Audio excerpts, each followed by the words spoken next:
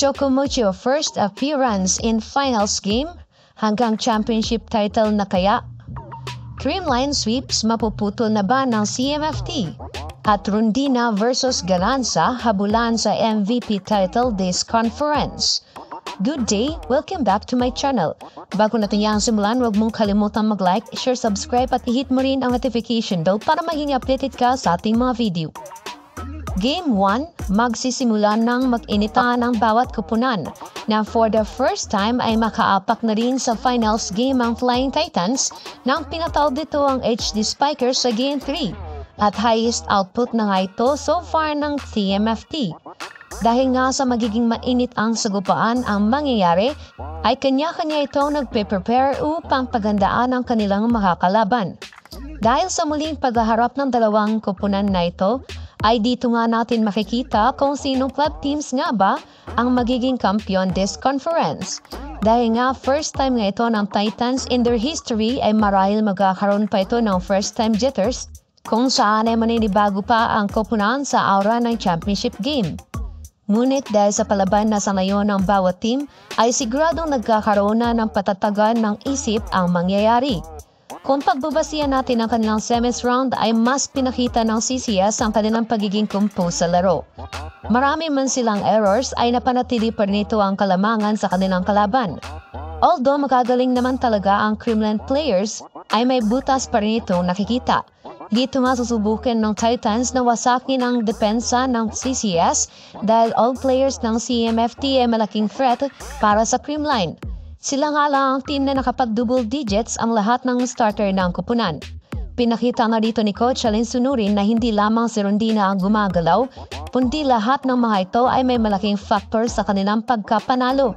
Although talaga mataas ang puntos na napapakawalan ni Rondina, ito ay dahil sa mga deceiving sets ni Wong na nadala dito ang mga middles ng kalaban kaya't malaking butas ang napapasukan ni Rondina.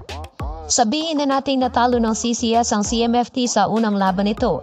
Ngunit kita nga ang Titans sa pagiging mature nito sa laro habang tumatagal ay mas lalong gumaganda at lumilinis ang mga laro nito.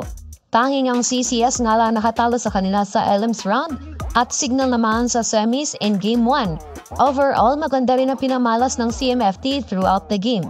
Samantala, kahit si Galanza, Tots at Valdez ang consistent na nakapag-double digits sa koponan ng Creamline, ay magandang laro naman ang pinapakita nito every game. Consistent nga itong si Galanza at napakaraming variations ang nagagawa nito sa atake. Si Valdez naman ay napapanatili pa rin ito ang kanyang pagiging catch queen na isa sa nagbibigay ng boost sa kanyang koponan.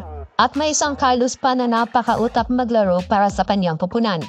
Total package na nga kung matatawag ang CCS dahil pati bench players nito ay may malaking contribution din kapag ipapasok sa loob ng laro. Isa nga rin ngayon sa pinag-uusapan ng lahat ng mga fans kung sino kina Rondina at Galanza ang magiging MVP this conference. Sila nga sa ngayon ang may mainit na pangalan na naglaban-laban for this title. Kung stats nga ang pag-uusapan ay mas napapalamang nga si Rondina.